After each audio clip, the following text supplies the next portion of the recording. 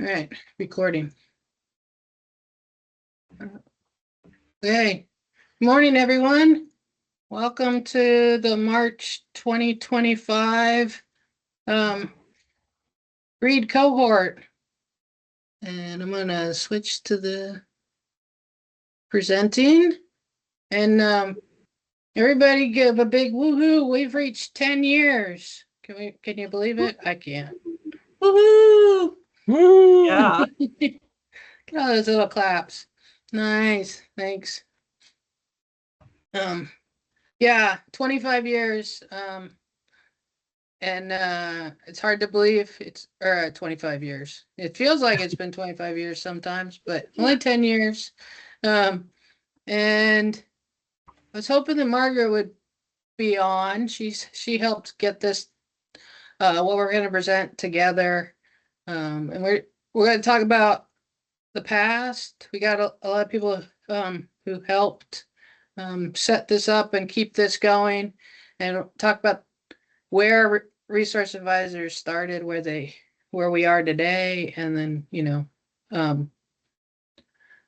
because to tell you the truth, this whole thing was mostly started by archaeologists, and we love the past and we like to learn from our past. So you're going to have to listen to a lot of archaeologists, good, bad, and indifferent to that. And we'll go from there. So hard to believe there was a life before there were resource advisors and archaeologists on the fire line, but we've come a long way. So we're just, if you don't know, we think there's been a couple attempts to figure out where resource advising really started in the past. And the best one, the one that everyone seems to come to, is that the 1977 La Mesa fire in Bandelier was the one that really just like kicked it off. It was a big fire for them then. I looked it up. It was 15,000 acres. I put it there. But the regional biologist said this is enough. We need to be protecting our resources, and we need to get some archaeologists out there. And as best I can find, it was Forest Service and Yeah. go ahead, so, Lisa. Yeah, John Lissaway he's actually a fire guy at Bandelier. And he was the one who was calling for archaeologists. He was very passionate about the cultural resources in the park, and he was very concerned about it. And he was the one who really pushed the needle on the use of archaeologists on fires. So it was interesting that it came from the fire side. Just kind of good reminder that a lot of fire people are super interested in the resources that are the reason that we have these parks and forests and BLM land. So I think I love to see his name. I got to work with him on a couple fires, and he was a great guy. Great. Cool. And then out of that same fire, there was a lot of post-fire investigations and archaeology studies that came up with, that it was really needed to have archaeologists. And Neil and Lisa, if you want to jump in more on this, I've read the La Mesa stuff, but didn't live it. Yeah, I think, I didn't live it either. That was a little before my time. So, but, I certainly heard about it and did get a chance to go through the report. But, for everything we've done, this was kind of the foundation. It got a lot of archaeologists that, were my mentors in fire archaeology, very interested in doing the same for their own units. Yeah, I agree. I didn't live that. This is just a little bit before my time. But I think it's interesting to see that they were very concerned about prescribed burning at the time. They were worried about not just the wildland fire and suppression actions, but the the pre-planning part of the prescribed burns as well. And I think that these first efforts were not super successful, but you know, you learn and you get better. That's how it goes. So I'm glad that they kept pushing on all this stuff.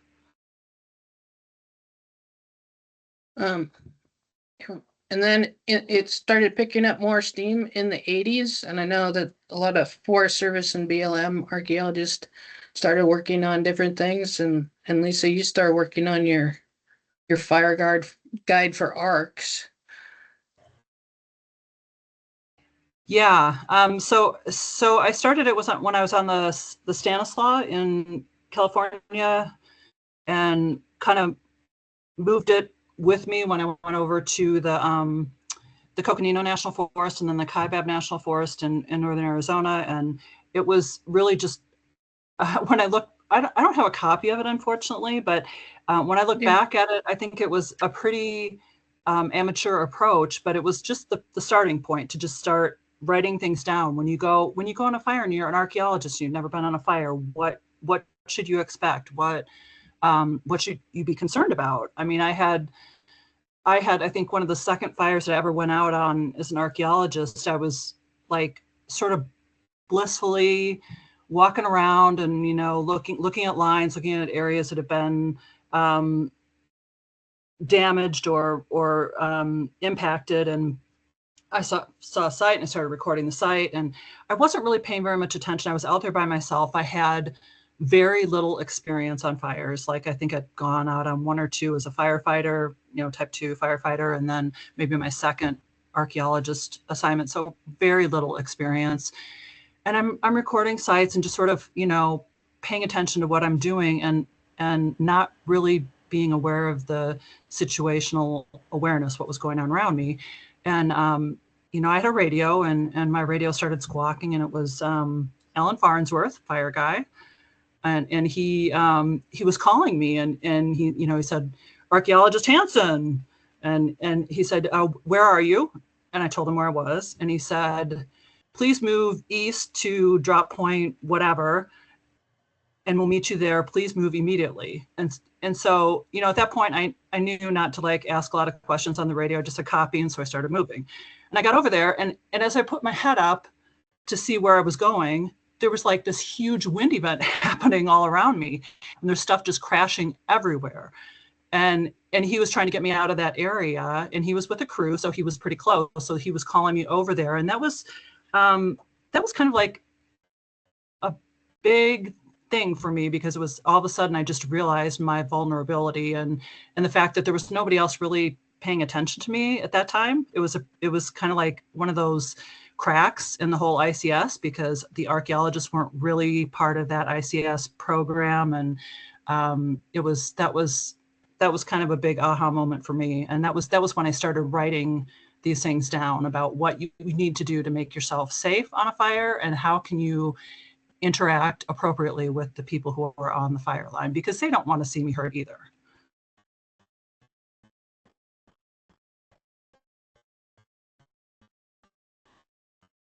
And I think we then in the 90s started to see more non-archaeologists, more resource advisors in the general sense.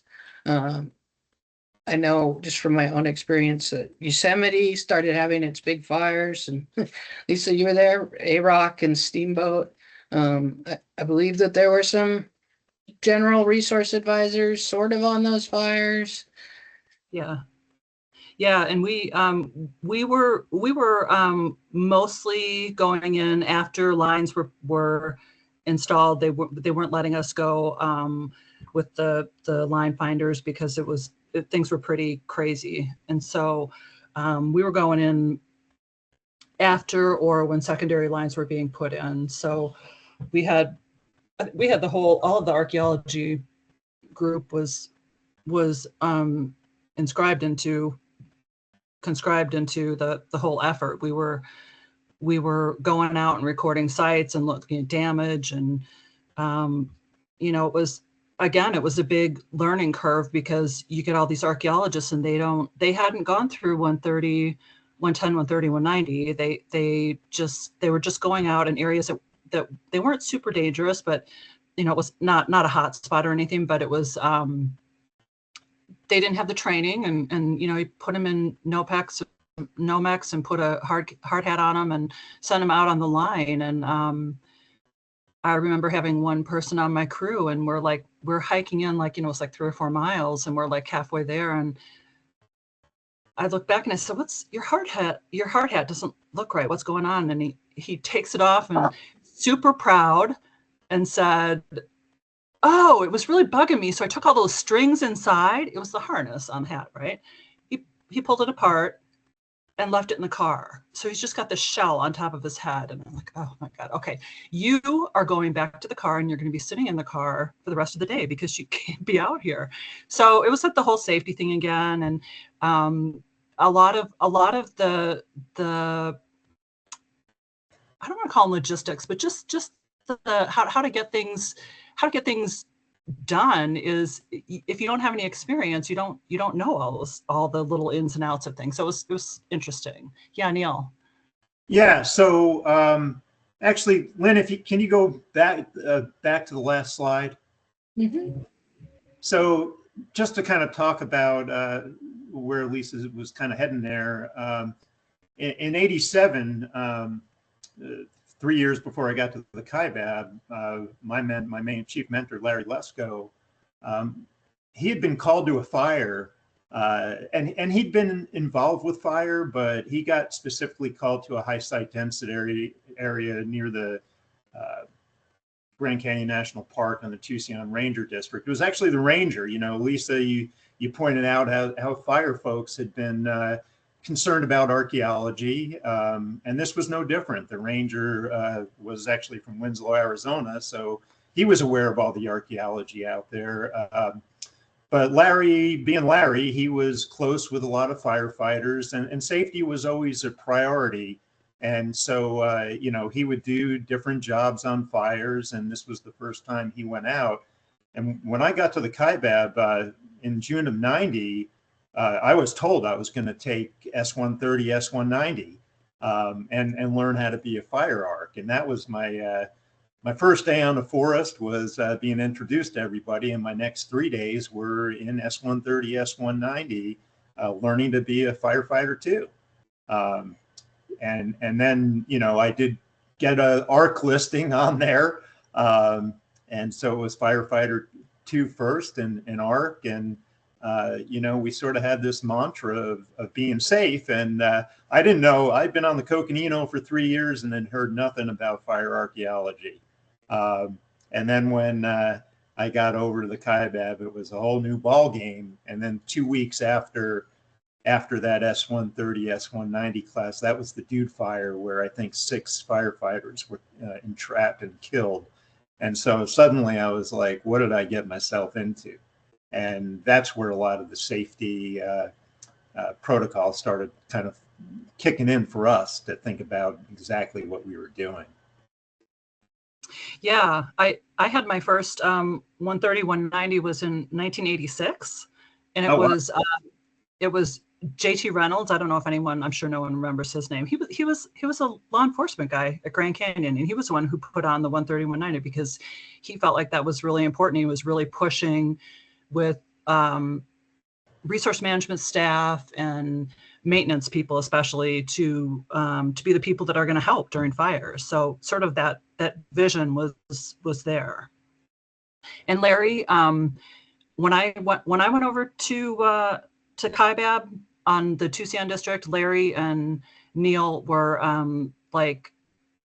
they were so supportive of the efforts with fire and archaeology, and they taught me all the stuff that they had learned, and I tried to share the information that I had. So that was a great fit for me personally, because I got to work with people who had fire experience and had an interest in it. So. And again, the part of the background too for people to know is at this time, there was no such thing as READ or ARC on a red card. Like everybody was a technical specialist. And then And that still today, technical specialist is the catch-all for anybody who has a red card who needs to get out on the line, or not Yeah. even on the line, just on a fire, because it's not a fire line position necessarily. Right. And And I think, go ahead. I was just going to say that I posted, I found a picture and I sent it to Margaret, and I don't know that it made it in on this PowerPoint, which is no big deal, but it was just a demonstration of back then when we had technical specialist as a term that archaeology and resource advising was under. We had this technical specialist, and then there was like maybe 30 different positions under technical specialists for, you know, a biologist and a wildlife biologist and an air quality specialist and soil scientist and archaeologist, and like all these different technical. And at some point, NWCG said, we can't deal with this. We can't organize this. We can't track it. So they got rid of all of those additional positions, and now it's back to just being technical specialist. And I think too, I came around in the late 90s, got my red card in 98, or not, yeah, late 97. And everything was about mist. That was sort of the way resource advisors got like the toe into firefighters is let's talk about mist. Let's make, minimum impact suppression techniques. Like you guys still can be safe, but you don't want to work anymore, right? Like this is how you protect resources while working the least amount you need to and being safe. And then there were these missed cards that, like, as you can see, all the agencies sort of jumped onto that. And I remember that's how we were always teaching people was do mist tactics. And the term's still around. Technically, the name has changed a little bit. But I will say in my lifetime, I've seen that instead of having to teach people how to do mist, mist is what everybody does. And we don't have to like tell them to pull back. Maybe we do with some of the state agencies, like the state I'm sitting in. Um, but they are trying to protect houses and everything like that. And so, but mist is ingrained in firefighters now. It is just the way people are doing things. So that's one thing that I've seen really change over the years. I think another part about this too, when I first started, was resource advisors were also, as Lisa said, ARCs were coming in afterwards, and the resource advisors were starting to come in afterwards too. And the first trainings were from the bear team. Like it was sort of the bear team thing. They already had a foothold. I don't know when bear started, but they had a foothold, and they could be like, well, what we're seeing, we think we can try to stop it before we see it after the fire. So the bear, like Irv Gasser and I forget the other people that taught that, like kept pushing and started teaching the first resource advisor classes. Right. And I think, we continued having support from the whole bear organization for a long time. Rich Schwab was a Park Service. He started with BLM, maybe, I think it was BLM.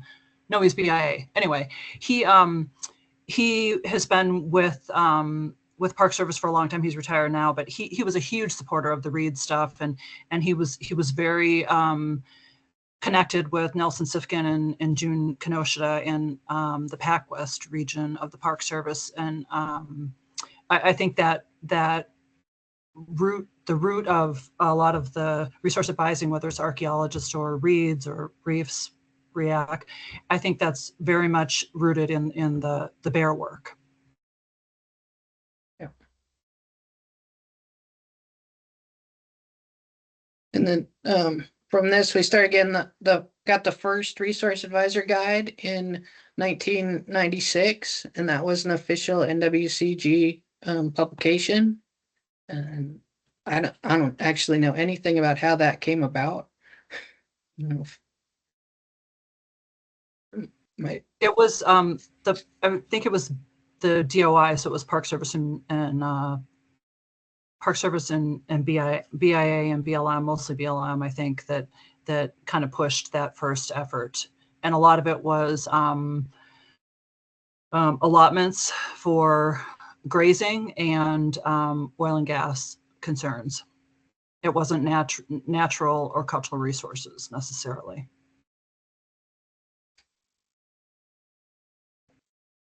And you know, what I saw in the 90s and or late 90s and early 2000s was we were still having the same things happening that Lisa talked about. Like we're just getting thrown on the fire line, maybe like what Neil, like you took the basic class and then all of a sudden you're like, okay, you're a research supervisor, you're an ARC, just go out and do stuff on the line.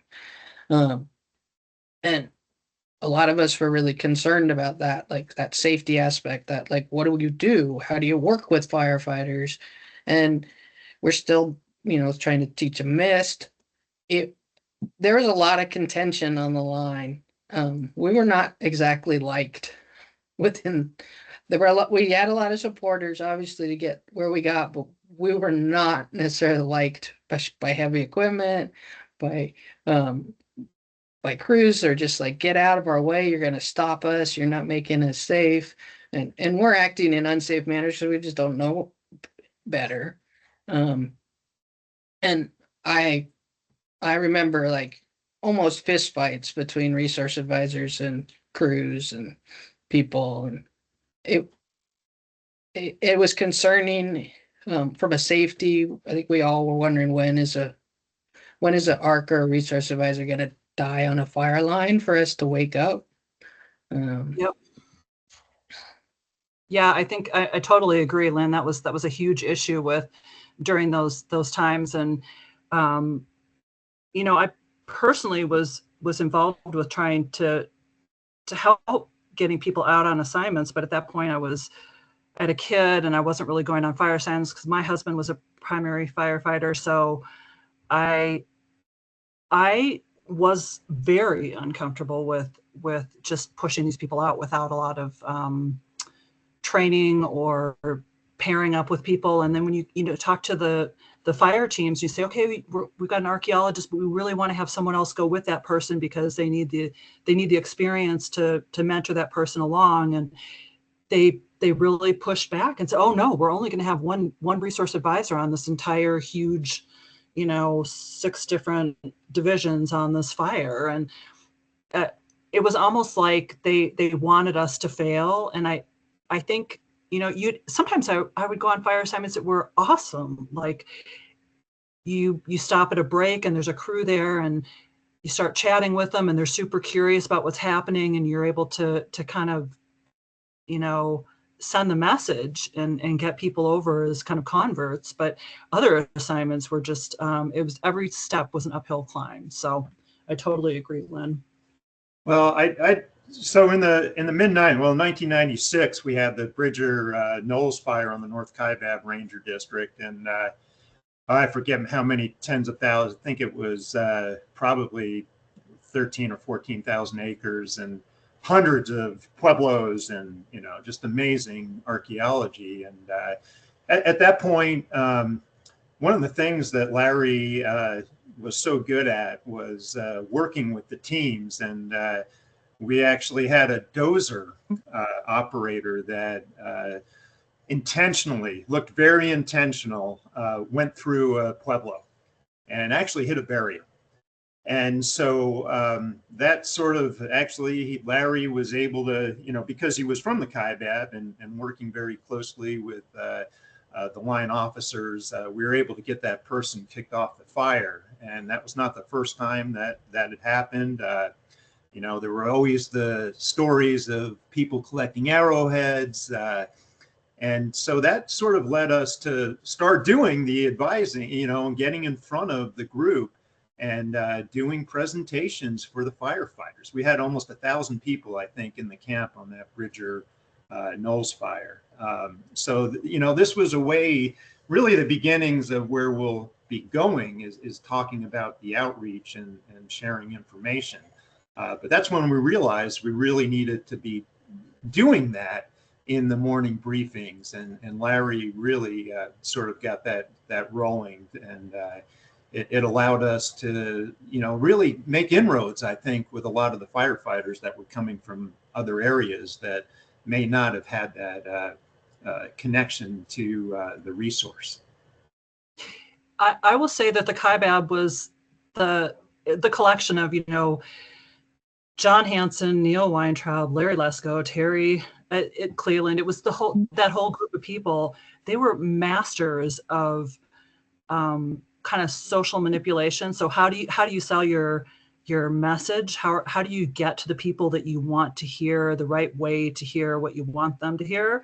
And I mean, you guys did it with, this is before I got to KIBAB, but you guys did it with, you know, at the local elementary school, trying to because if you get parents who are going out and, you know, pot hunting on the weekend, because that's their God-given right, you're not going to get to the parents. They're not going to, like, you know, listen to you. But if you get to the kids, and you teach the kids, and then the kids go home and they start talking to their parents about how cool archaeology is and why it's important to keep things where they are. And I was just so impressed with that whole group of cultural resource managers on the KIBAB. And you guys, you rolled it right into fire too. So.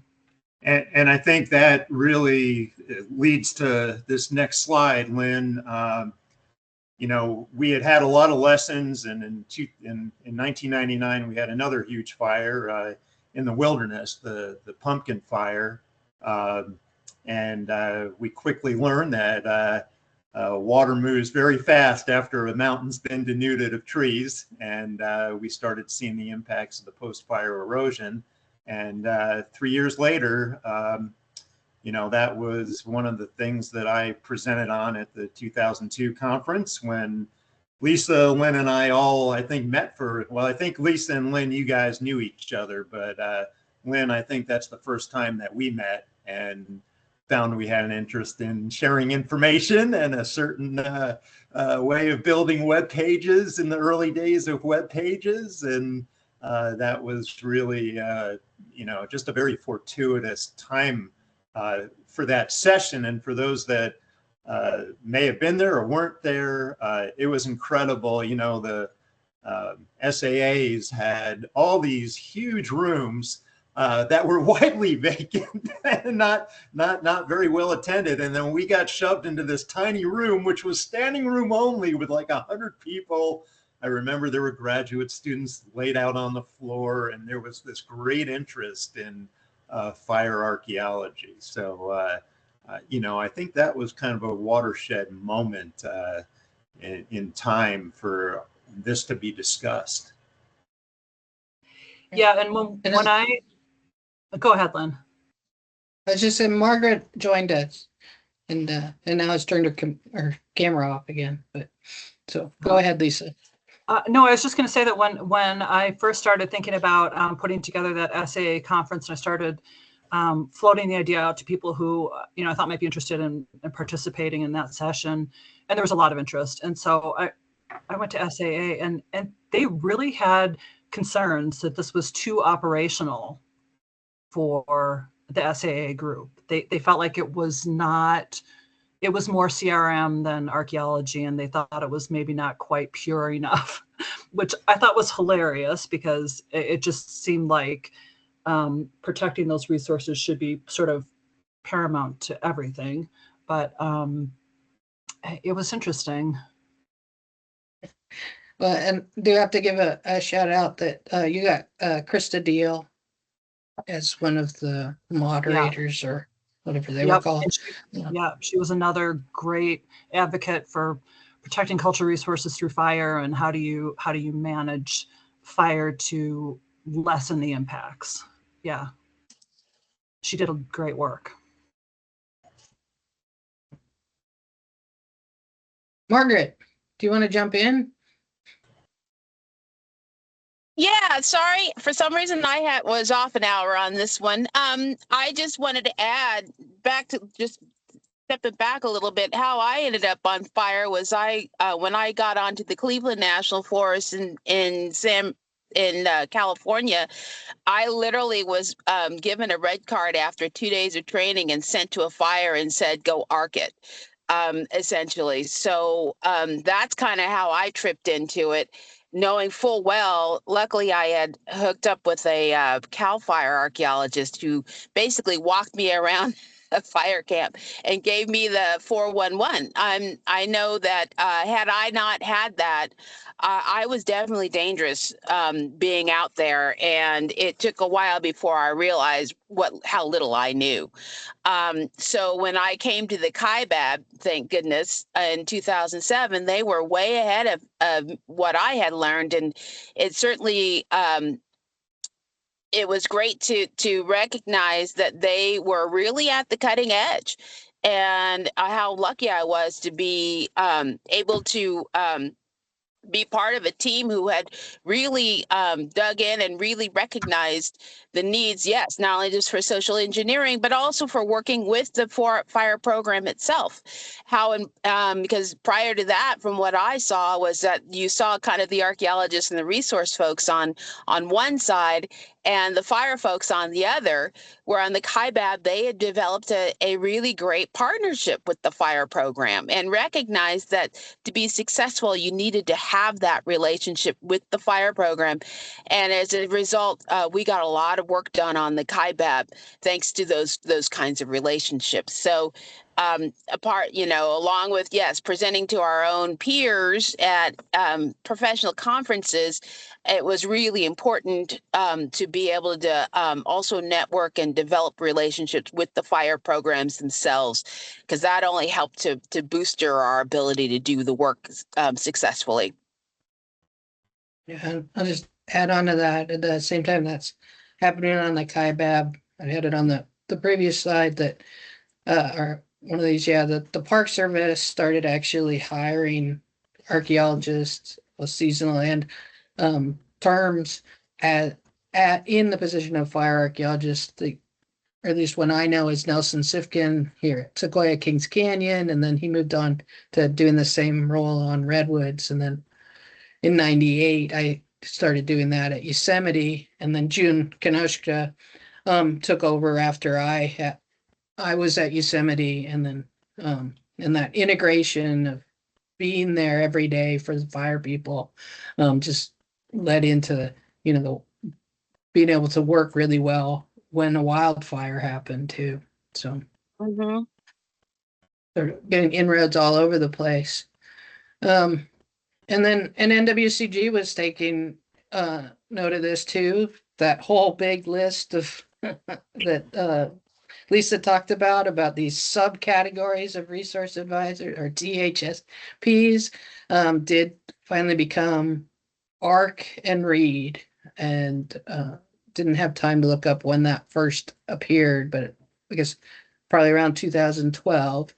And then I think resource advisors, we start pre-planning, and Grand Canyon came up with their great little IRPG for resource advisors.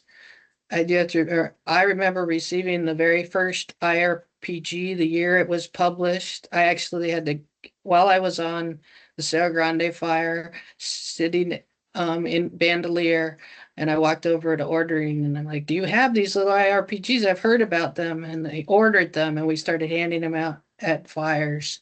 At the exact same time that I was reading my very first IRPG, a dozer rolled off of a low bed and started blading in the middle of camp, right through a pueblo, and didn't get more than 200 yards before fire. Fire guys ran up to him. Lift your blade, get out of here. Turned around, put him right back up on the low boy and kicked him off the fire. So that's my little IRPG story. For sure. So, and an abrupt thing, the READ cohort and stuff, especially with Margaret here, I'll just have to say the cohort started because of Margaret. Margaret making a phone call to me one day This is my side of the story. She's like, Lynn, you should do a cohort. We should do a cohort. And I'm like, don't even know what a cohort is. Can you please explain this to me? And just a group of people to talk about things. I'm like, so how do we do that? And we just said, back then there was no Teams, there was no video calls. And we just went, just start a conference call. We all knew how to use conference calls at that time.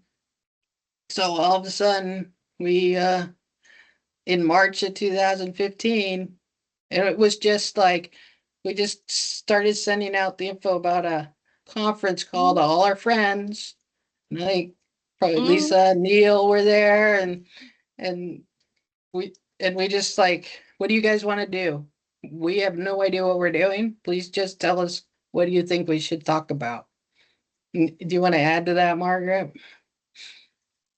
Well, I mean, the idea came to me because I had developed a similar cohort for African American employees in Region 3, because we had a lot of folks who were really isolated and needed support. And I thought, why can't we apply this to fire? Because I knew that we had some real problems where, on the KIBAB, they were really advanced, but there are a lot of folks who were pretty isolated out on other units who could really use a place where they can talk to people. And fire is such a learning culture. But how do we in fire as resource advisors, how do we talk to each other and learn from each other? So that's where the idea came from. But better yet, I thought we had the technology, but we don't have to ask anybody's permission to do it. We just need to get out there and do it. So Lynn agreed, and we just decided to create it, and just said, "Hey, here's a date. Here's a call-in number. Show up." and then what do we do with it? But that's how we did it. Yeah. We just started keeping names and emails in a spreadsheet that we just like sent back and forth through email, because we didn't even like have a drive that we both could like look at. So we just like sending stuff back and forth. It was pretty crazy, and it just grew. And I'm gonna put that same plug in there. We did not ask permission. I to this day have never asked permission from a supervisor to do this. I just tell them I'm doing it. And I just want to point out the whole thing about like phones and having these like conference calls. Part of it was because, and this was part of I think we all recognize this need to have this communication and interagency effort. We couldn't even figure out how to share like a shared drive between agencies because it didn't exist. And so, I mean, technology is great, but technology is also incredibly frustrating if you don't have what you need. And I think that that the cohorts I mean, you think about all the content of the cohorts are great, but if you think about just the technology challenges to make it happen was sort of daunting at the time. It was, and luckily Lynn if I remember, Lynn, you had already put together your fire archaeology website, which really helped because we could really send people there. But you're right, and Lynn was great. As soon as we found some way to create a shared drive, I can't even remember what that early program was that we used. You jumped on it, and then we moved on to Google Drive, and again, not asking permission. We just did it. Yeah. Yeah. And then the fire arc ran by itself for a while, because that's where Margaret and I come from, fire. And then as I more and more became into just as a lead resource advisor, we 2 years later started the READ cohort in 2017 and had the first resource advisor specific cohort call. And for anybody, we did start recording those calls, and the recording of the calls is on the Google Drive. Like any notes or call recordings or video recordings is on the Google Drive for anybody to go back and look at. The videos became too much of a storage thing, so they're on YouTube. So you can just go to YouTube and do it. But and we kept going with both of them for a while because I really thought I still feel like archaeologists are a bit different. We like being different. Everybody likes being different, right? And so we kept doing them in parallel for a while, but it came too much and couldn't get enough speakers. So we finally, but the fire art cohort actually stuck around longer than I thought. We did it intermittently and skipped a bunch, but it did last until July of 2020. And then it just all became the READ cohort. And we've been going since then with all different topics, some repeats because some of the stuff definitely deserves repeating. And things have changed a lot. But people, please feel free to go back to the Google Drive and look at that stuff. It's there. I think I started a website in about 2008, 2009, firearchaeology.com, and sort of, I think Margaret, for me, what Margaret tapped in my personality is just a drop. I do like brain drops, and I like to just sit around and like listen to other people and what they have to say. And I've been doing data shares, and archaeology has a lot of data shares, and my website was just like, I have all this in my brain. I was very, very lucky where I started at Yosemite and how I was started in the fire group. They taught me stuff. I was able to do research, talk to all these people, talk to Lisa Neal and Margaret and researchers and my master's thesis. And I was like, I just want to put all this in case something happens to me and I can't communicate this. I want to put it in a place that people can find it. And so I did this with the website, and then I kept doing data shares. And then the cohort is just that thing. It's selfish in that I get speakers and I can hear them talk and I can learn from them. And then I just want to make sure everybody else can get that same information that I got. Because information is not power. It doesn't have any power if nobody knows about it. So you've got to get it out to people for them to use it. That's my philosophy. Other people using it is the power that information has. I just want to say a huge call out for Lynn, because all this data that she's collected from her website that she started to the library that is associated with the cohorts that's on the Google Drive. This is a huge collection of information, and she's managed it really well. I know you've got people helping you now. It's probably changed since I left in 2021, but it was that is a huge deal, because the organization, like, I'm not very good on the organization stuff, and she did a great job. Lynn, you did a great job with all of the folders, and the content is there, and the links, and I just think that everybody should recognize how much work you put into that, and the fact that I totally appreciate everything you did on that. Thanks. 5 minutes every once in a while after 10 years does a lot. I didn't, a lot of failures too. So I do appreciate that. But, and all my stuff I feed up, it wouldn't have happened without Margaret. It wouldn't happen without you guys presenting, you keeping it going and keeping the other things going, and everybody that's ever attended or talked is why this is here. So a few of the things, as of last night, I guess, yeah, which doesn't count today. So today is the 91st cohort meeting, Fire or Read. We did our first video in May of 2020. So I guess that was COVID, pushed us to go video. And then the spreadsheet of members of email list and trying to send out emails on the email system. I used to have to split them up into like 200s and send out email for each, like 200 people, and then another email for the next 200. And I was like, I give up. I can't do that anymore. And so we moved to MailChimps and in 2021.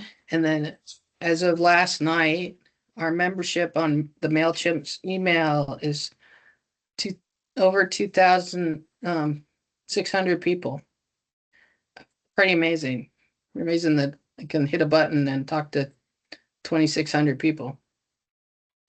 I will tell you that when we started mailing out those invites, and you have to do in batches of 200, my IT people in the regional office came knocking on my door saying, "Why are you sending out emails to thousands of people? We don't think that you should be doing this, and we're really concerned." And it was hilarious. I had to explain that this is an interagency group and crosses different professions, and they actually went to the regional director to talk to him to make sure that I was like playing fair.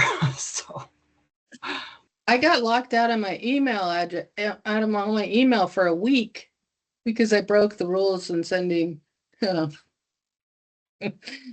emails. So, somebody said the first video was me with all my gear in my garage, and I remember somebody making a comment like looking at all my camping gear, like they wanted me to have a garage sale for the camping gear. I do remember that. That was funny. I- I'll just add that I think, we can't take full credit. The cohort can't take full credit, but I think we're a big part of a lot of things that have happened outside the cohort, and just getting the knowledge out. And a few things we're going to mention. Oh yeah, Sherlock came into that video too. Love it when Sherlock shows up. A group of us, we started the fire archaeology class. Neil and Lisa helped with that. It's still running. How many is this one? 3, 4, 5, 6, 7, 9 times, and there've been other spin-offs on it. We're still trying to keep it going. Neil, Lisa, you want to add anything about the fire art class? I just say, we got a lot of support. Karen Klemek, of course, and and then I think one of the real, Rachel. But getting the support of the Joint Fire Science Program and recognition from them about, they were fascinated with what we were doing, and Margaret and I had made some inroads with the folks that were at NAU. We had been doing some classes there, and this sort of morphed out of that. And we were also looking to bring not just archaeologists in, but bringing fire managers in, and that was to me a huge. It was a sold-out workshop. We had to turn people away, and we packed that room down in Tucson, and there was just a ton of information sharing that went on through that. And I think Lynn and Lisa, you were there, and we introduced the fire effects. We had a workshop on fire effects that I think a lot of the fire managers and planners really appreciated. I'm curious, and you guys can chime in, but why, all of the resource advisor training and fire archaeology classes, they're always sold out. We always have waiting lists, and people really want, and even when we were, during COVID, when we were doing online training, and we'd have like 600 people in the resource advisor classes. Why is there such a need? I know that we don't have all those people out on fires, and I know that there's a lot of benefit from people taking this class who don't go on fires. So I'm not saying that we shouldn't have people come, but I'm curious about why you think there's such an interest or need for these classes. I think that's a whole hour discussion on its own. I just think that I'm not gonna say what I think because we have 10 minutes left, so I'm gonna push this along. But I think it's a great question, and it's good that we're doing it. And Cedar has his hand up, so go Cedar. Yeah, I can be really brief here. I mean, I know for me that when I first saw that invitation to a READ course, I think it was in 2010, offered by June and Rich and Nelson. I was working in fire, but I always felt like a little bit of a sore thumb in fire. I was like, not really into this for the helicopters and chainsaws and stuff. I'm more into it because I'm just interested in fire ecology and how things change. But when I saw that invitation, I mean, I had to look at it a couple times. I was like, wow, this is a place where I feel like I could really contribute to fire, where I feel like I could make a difference. It really aligns with my environmental ethic. And I feel like there's a way I can really apply my skills in a meaningful way that makes a difference. And so, yeah, it just kind of blew my mind. And I remember during that course, within the first day, I was like, wow, this is it. This is my thing. This is where I can really contribute. So maybe others feel the same way. I'm not sure. Thank you, Cedar. That was great. And with this, I think with the fire arc and then the lead read class, I'll reiterate again, we didn't ask permission. Fire arc was just like, we need to get this information out. How are we going to do this? We'd all been giving talks. We've been talking to the READ cohort, but we're like, nobody learns this stuff without being hands-on. Like, to have that fire effects and see an artifact that's burned versus an unburned artifact was just like, this is something that we need to do. So we didn't ask permission. We said, can we do it? And everybody sort of threw in like, yeah, and I'll find the funding for myself to travel to it. And everybody slept on my floor for the first, I think, for the first fire art class. The lead read class is the same thing. Is like, fire art was first, and I went, this works. I'm a lead read. Nobody knows what a lead read is. I don't even know what it is. Let's do a class. And I started asking, like Cedar came, Courtney. I mean, it's just ask, and we figured out a way to do it, and we figured out a way to keep it going. So there's my plug for your bosses. Don't always know what you're doing, but if you're doing good work and you have an idea, go with it. And sometimes it can be successful. And I think a big part of this, all this building, all these people getting on it, and all the fire people coming to the classes and learning and everything, it pushed us to the next part, and that's getting NWCG to like give us a committee, give us a subcommittee. And I'll give this to Lisa. Lisa like hounded them. I'll let you go.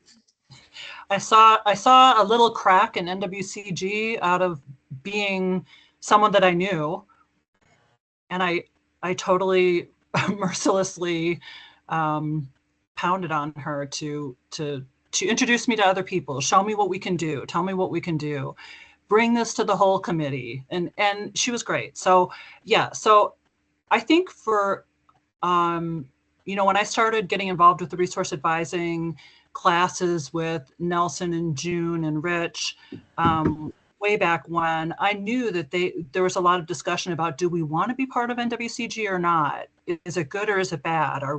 Should we really just be home unit employees helping the team, or should we be part of that whole fire organization that's come in as a team? And there was really robust, really good discussions back and forth. And I listened, and I sort of, threw my thoughts out there. And at some point it became clear to me, and to a lot of other people, that by the 2000s, 2010s, fires are getting huge. We've got huge problems with providing local resources to help. So do we have local archaeologists and biologists and soil scientists and whatever you need for the resources on that fire? Do you have enough local people or not? And it became really clear that the answer was no, primarily because a lot of those people who work for the fire, the primary unit, are in the process of losing their house, and their kids need to be safe and all that stuff. So I think that at that point it became really clear that NWCG needs to be the holder of those positions, and started talking about what what that means. So I started talking to the GISS people because they were like a couple steps ahead of us on the process. And they, I heard from a couple of different people who are working on that, that they said, I don't know, we're not sure if we would have done this if we would have known it was so involved. And I kind of knew it was going to be super involved. I was super optimistic about how long it would take us to get things done. Obviously, 5-6 years later, we're still in process, right? And I'm not saying it's a bad thing. I'm just saying that I was stupidly optimistic on how long it would take to get these things done. But I think it all goes back to the safety for me personally. It all goes back to the safety. If you're not tied in with those operational people who are out there on the line and the plans people who are deciding what's going to happen, if you're not involved in those discussions and with those organizations, those little sub organizations, you can't stay safe, and you really shouldn't be out there if you're not safe. So I think that the NWCG, for all its faults, is getting better. I've seen it over the last 10 years. I think it's definitely improving. They're definitely becoming more aware of the different position needs like GISS and ARC and READ.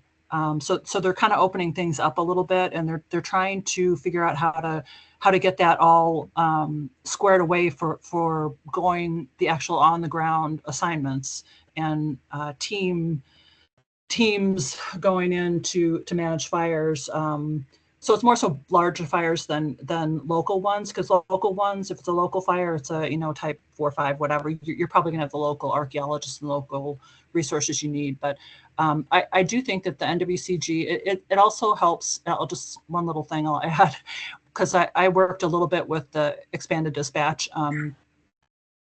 If you're at expanded dispatch and you're trying to fill orders for different places, THSP means nothing if there's not information on that order, because I can't call 5,000 people who have THSP on their red card because you don't even know what the resource they need. So I do think that having the NWCG standard positions, it's much easier to just dispatch those positions to fires. Thanks, Lisa. Yeah, I think the safety part, and I got 2 minutes left, so we might go a little bit over, but I agree with Lisa, and then I think we were very optimistic about how long it would take to get some things through NWCG. But I think all that work, it definitely is not gone for naught. It's continuing. The great thing about being inside NWCG is that sometimes when things happen, we can have that voice, and we know that everybody's hearing it. During 2020, the big fires, and we were again having problems with hazard pay issues, and finance section chiefs not wanting to give resource advisors hazard pay. And oh my God, I remember walking off of the Mantor fire in 2000 because of hazard pay issues.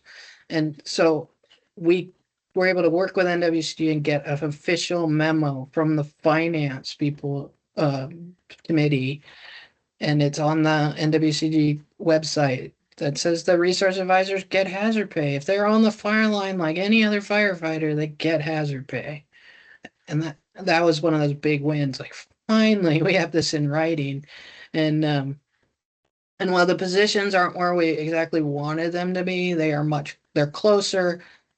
All the people within NWCG who see what the subcommittee is doing and see how hard we're working at it, are pushing for us, and I think that bleeds out into the rest of fire and fire management, and that support that we have on that. So I highly recommend, if you want to see how the sausage is made, consider becoming a member of the subcommittee. Take a look on our website and see who's your lead, who's your primary for your agency. And then this is where Pete, if you want to jump in too, because I'll just say right now, Pete's like the main person running the READ cohort. I'm in the background, but Pete's got the energy and the commitment to really make sure this keeps going. So thanks, Pete. And again, this research. Not true. What I have is time since I jumped the fence into retirement, because I was just a very occasional participant in cohort calls back when I was employed. Always had it on my calendar every month, third Wednesday, 11:30 Eastern time, but it all, more often than not, it got usurped by a day job priority. And so I was able to have the luxury, now that I'm on the greener side of the retirement fence in the pasture where the grass is green, to participate a little bit more. I will say that my first READ assignment in 2010, I owe the fact that I left that assignment alive to the fact that I had seen a copy of the 2004 Resource Advisor's Guide for Wildland Fire. It was my most adversarial resource advisor assignment to date. And, it didn't go by the textbook where it said that the resource advisor was ordered by and welcomed in and works for the agency administrator. The agency administrator told me in no uncertain terms that he didn't order me, he didn't need me, and I should go home. But we got through that, and it was a wilderness fire, and I come at this from a wilderness standpoint, and I got more involved mostly because I was bugging Lisa and Lynn to focus more on wilderness and maybe not quite as much on archaeology. So came at it from a different way. And a couple things you said, I think it's huge that MIST now officially stands for Minimum Impact Strategy and Tactics instead of Minimum Impact Suppression Tactics, because it's not all about suppression, right? It's about management. I have had the good fortune of getting more involved with the cohort since retirement and since COVID, and I'm now one of the 6 or so managers. We're all volunteers, and unfortunately, we're at kind of a low point right now. We could use some more help. We've had some good folks step up. We've had some good folks have to step away because of demands of day jobs and personal lives. So, what we try to do is be a community of people and a community of practice for anybody interested in any aspect of resource advising in its most general sense, ongoing interagency and extra agency, grassroots, cooperative, tip of the hat that we're on this call today when a lot of more official, either agency level or interagency fire calls have been put on hiatus due to, things that are happening way beyond our pay grades. That I think it's more important than ever for us to be able to share information. So how do we do that? How do we be a community of practice? Well, one is this session once a month, always the third Wednesday, always 8:30 Pacific time, and we try to always hold it to an hour, but sometimes we violate that rule just a little bit. I've made another way is the online Google Drive resource library. Another way is hosting the platform for folks on assignment as lead reads or with a local agency that's experiencing a local unit that's experiencing a fire. If they're shopping for a particular type of expertise in a READ, REEF, ARC, or REAC, Never do we substitute for IROC, but we can supplement IROC and the official dispatching systems to try to match needs of an incident with folks that might have the expertise. Another more recent way is by hosting the READ trainees looking for assignment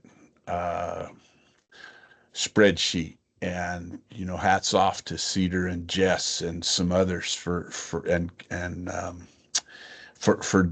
taking that on. And I think that's important. We've had, as has been said in the chat, we've had huge participation in taking the class, right? The basic N9042 resource advisor training. And then a lot of times there's that big hump to get over. You get it on your red card, either as a read, a reef, maybe there's a T with it, maybe it's fully qualified, but boy, oh boy, really need some mentorship. I really want to go out with somebody on my first assignment. And I think we've had some pretty outstanding success in being able to host that. And then we're just here, right? We know each other through these calls, through this interaction, through folks looking at the YouTube videos, looking at the